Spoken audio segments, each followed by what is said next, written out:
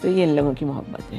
چلتے چلتے آپ سے ایک بہت ذاتی سوال بھی ضرور پوچھنا چاہوں گی، دل چاہ رہا ہے آپ سے ضرور پوچھوں. جان ایلیا جیسے بڑے پوئٹ کی آپ ہم سفر ہوتی ہیں، اپنے بچوں کو آپ نے بڑی بہادری سے پالا.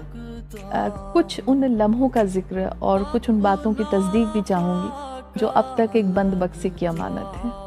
دیکھیے جان صاحب سے میری شادی یا ان کی شادی مجھ سے یہ ہمارا اپنا انتخاب تھے. ہم یہ نہیں کہہ سکتے کہ بھئی کسی نے ہم پر یہ رشتہ تھوپا تھا. اور میں پھر اس نتیجے پہ پہنچی کہ ہم دونوں کا فیصلہ غلط تھا.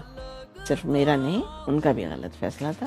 ان کو ایک عام سی ایسی بیوی چاہیے تھی جو ان کا گھر رکھے اور ان کے گھر کا چولہا جلتا رہے. اچھا، میرے ساتھ مسئلہ یہ ہو گیا کہ گھر چلانے کی ساری ذمہ داری مجھ پر آ پڑی.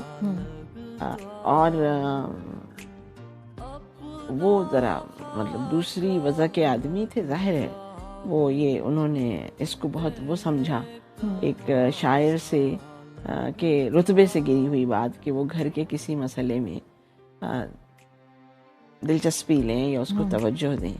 بس یہ ہے کہ بھئی نہیں بنی تو بھی. آپ کے حساب سے رشتوں کو گھسیٹنا نہیں چاہیے، انہیں ایک خوبصورت موڑ پر چھوڑ دینا چاہیے. ہاں، لیکن مجھے دکھ اس بات کا ہے کہ میں تو یہ بات چاہتی تھی کہ ایک خوبصورت موڑ پہ چھوڑ دیا جائے، لیکن جان صاحب گھبراتے تھے. اس کی کچھ وجوہ تھی جو لازم نہیں ہے کہ میں یہاں بیان کروں. تو چلتے چلتے یہ بھی بتا دیجئے کہ زندگی کا صحیح فلسفہ اب آپ کی نظر میں کیا ہے؟